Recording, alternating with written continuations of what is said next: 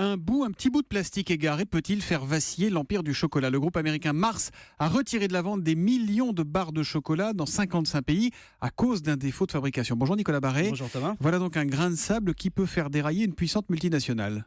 Oui, j'appellerais ça le paradoxe de la mondialisation. C'est-à-dire elle est décriée d'un côté pour donner naissance à des géants multinationales plus puissantes que des États et même parfois au-dessus des lois.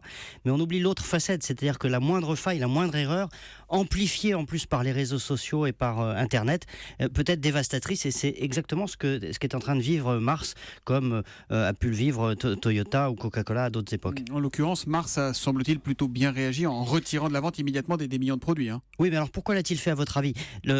Pas tant à cause du risque sanitaire qui était isolé, même si effectivement un bout de plastique dans une barre de Mars peut provoquer des dégâts.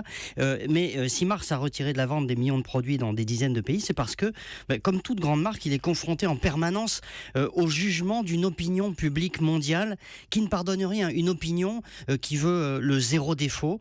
Et du coup, ces marques vivent finalement dans l'autorégulation, c'est aussi le monde d'Internet. C'est-à-dire que c'est presque, j'allais dire, l'idéal libéral. Quand tout le monde voit ce que vous faites, il n'y a pas besoin de gendarmes. Le regard de l'opinion le remplace. Et la preuve, c'est l'autorégulation. La preuve, d'ailleurs, personne n'a demandé à Mars de retirer ses produits. Ouais, mais s'il ne l'avait pas fait, imaginez, les dégâts auraient été beaucoup plus importants.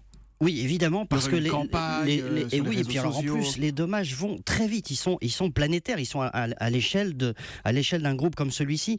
Même quand une marque d'ailleurs est accusée à tort. C'est ce qui est arrivé à Danone il y a quelques années. Le groupe avait été accusé complètement à tort en Nouvelle-Zélande pour une histoire de toxines dans des produits laitiers.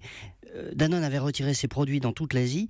Ça lui avait coûté très cher. Et en fait, on avait découvert après que c'était une fausse alerte, que c'était une erreur. Donc, mais c'est la nouvelle loi du marché. C'est une loi mondiale, une loi non écrite, mais qui est plus forte que les lois écrites. Les consommateurs ne pardonnent aucun défaut, et surtout de la part de multinationales surpuissantes. Nicolas Barré, directeur de la rédaction des Échos, qu'on retrouve tous les matins à 8h10 pour l'édito Écho d'Europe 1. À demain matin, Nicolas. À demain.